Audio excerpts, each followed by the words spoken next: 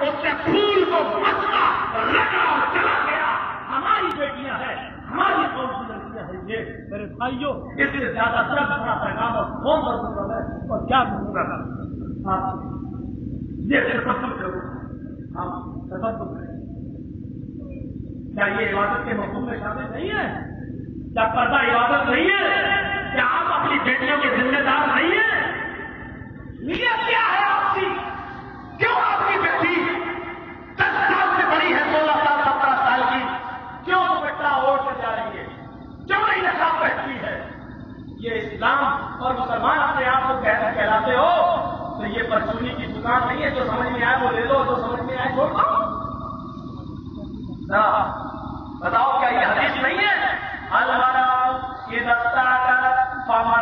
مجلس, جو عورت خوشبودار چیز لگا لے, خوشبودار کوئی بھی چیز جو عورت لگا لے, بامرت بل مجلس, چاہے خوشبودار تیل ہی کیوں نہ ہو, وہ اپنے جسم پر اپنے بالوں پر لگا لے اور پھر وہ گھر سے باہر نکل جائے. بامرت بل مجلس, اور لوگوں کے سامنے جہاں لوگ بیٹھے ہوتے ہیں ان کے سامنے سے گزر جائے. پہیا قضا و قضا, وہ ایسی ہے وہ ایسی ہے. صحابہ نے کہا اللہ کے رسول ایسی ہے کیسی ہے؟ آپ نے فرمایا الزانیہ الزانیہ الزانیہ, وہ بد چلن ہے, وہ بد چلن ہے, وہ بد چلن ہے, وہ زناکار ہے, وہ زناکار ہے, وہ زناکار ہے. صرف خوشبو لگا کر لوگوں کے سامنے سے گزر جائے تو وہ بد چلن ہے. لیکن خوشبودار چیزیں لگا کر جو کالج میں جوان لڑکوں کے ساتھ بیٹھ کر پڑھتی ہو, 8-8 گھنٹے 4-4 گھنٹے 6-6 گھنٹے ان کے پاس بیٹھ کر پڑھتی ہو, اس کو کون سے درجے میں رکھو گے؟ جب گزر جائے نہ سلام کرے نہ کلام کرے نہ بات کرے نہ چائے پیے نہ بیٹھے نہ دیکھے, صرف گزر جائے تو بس چلن ہے. لیکن جو بیٹھ رہی ہو 4 گھنٹے 5 گھنٹے, ان سے کاپی لیتی ہو, اپنی کاپی ان کو دیتی ہو, ان سے کتاب لیتی ہو, اپنی کتاب ان کو دیتی ہو, پھر انٹرویو میں پاس میں بیٹھ کر چائے بھی پیتی ہو, بوائے فرینڈ گرل فرینڈ, ان کو کون سے درجے میں رکھو گے؟ ان کو کیا کہو گے؟ میرے بھائیوں, ایک عورت ہے گھر سے باہر نکل جاتی ہے, خوشبو لگاتی ہے, میک اپ کرتی ہے, گھر سے باہر نکل جاتی ہے. اللہ کے نبی فرماتے ہیں جب تک وہ باہر رہتی ہے, بازار میں رہتی ہے, گھر سے باہر رہتی ہے, اس کا شمار بد چلن عورتوں میں, زانیہ عورتوں میں اس کا شمار ہوتا ہے. امام احمد اپنی مسند میں نقل کرتے ہیں, علامہ شاکر نے تعلیم, علامہ شاکر نے لکھا کہ حدیث بالکل صحیح اور اعلیٰ درجے کی صحیح ہے. فرمایا کہ جب کوئی عورت اپنے گھر سے باہر نکلتی ہے, میک اپ کر کے جاتی ہے, عطر لگا کے جاتی ہے اور بے پردہ جاتی ہے, جب تک وہ باہر رہتی ہے اس کا شمار بد چلن عورتوں کے اندر ہوتا ہے. مان لیجئے ظہر کی نماز پڑھ کے نکلی, مان لیجئے ظہر کی نماز پڑھ کے نکلی, اب نکل گئی تو بد چلن عورتوں میں شمار ہے. اب وہ 4 بجے یا 5 بجے کے بعد آتی ہے, اپنے گھر میں وہ تشریف لاتی ہے. اب وہ چاہتی ہے کہ میری اثر چھوٹ گئی ہے, میں وضو بناؤں اور اثر کی نماز پڑھ لوں. وہ وضو بنا کر اثر کی نماز نہیں پڑھ سکتی ہے کیونکہ اس کا شمار بد چلن عورتوں میں ہوا ہے. اللہ کے نبی فرماتے ہیں یہ جب اپنے گھر لوٹے گی, اس کو جب تک وہ ویسا غسل نہ کر لے جیسے شوہر سے ملنے کے بعد بیوی کرتی ہے, جیسے ہم مستری کے بعد ایک بیوی کرتی ہے, جب تک یہ اس طریقے کا غسل نہ کر لے اس کی نماز قبول نہیں کی جائے گی, اس کو پاک نہیں مانا جائے گا. آپ یہاں سے اندازہ لگائیں, ہماری بہنیں سوچیں, ہماری قوم کی بیٹیاں سوچیں, ہمارا معاشرہ سوچے, آپ باپ ہیں آپ سوچو. ہماری 14-15 سال 16 سال کی لڑکی سائیکل اٹھائی, کالج میں چلی گئی, لڑکوں کے ساتھ بیٹھی ہو رہی, گھر میں آئی, وضو بنائی اور نماز پڑھ رہی ہے. ایمانداری کے ساتھ بتائیے, حدیث رسول کی روشنی میں بتائیے, مستد احمد کی اس روایت کی روشنی میں بتائیے کہ آپ کی بیٹیوں کی نماز ہو رہی ہے, آپ کی بیویوں کی نماز ہو رہی ہے, آپ کی نماز ہو رہی ہے.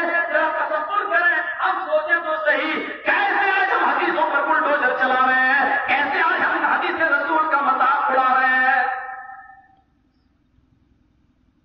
عبادت کے مفہوم میں یہ چیزیں بھی شامل ہیں. نواحی سے اجتناب کیا جائے, گناہوں کے کاموں سے بچا جائے, یہ بھی عبادت ہے, یہ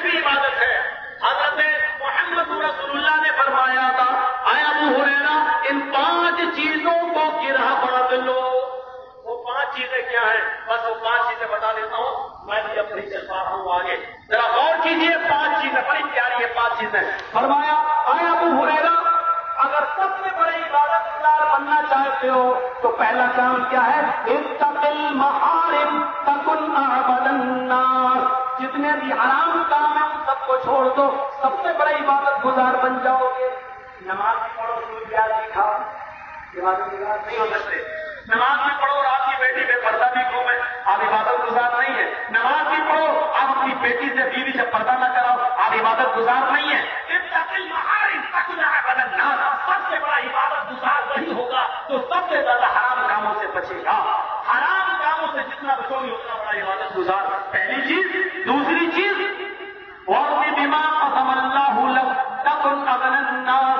اللہ نے تمہیں جو دیا اسی پر راضی رہو.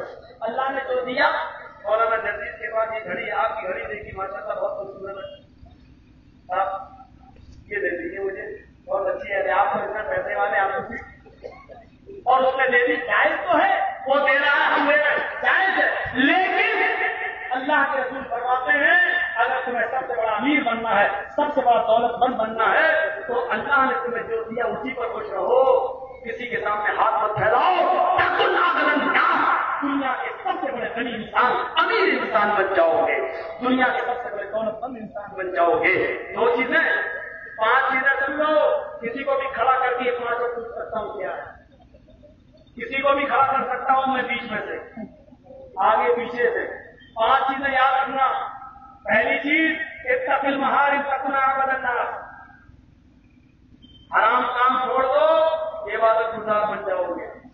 دوسری چیز, اللہ نے جو دیا اسی پر راضی رہو, سب سے بڑے امیر انسان بن جاؤ گے. تیسری چیز, واحسن الی جارک تکن مومنا. اپنے پڑوسی کے ساتھ اچھا سلوک کرو, مکمل مومن بن جاؤ گے.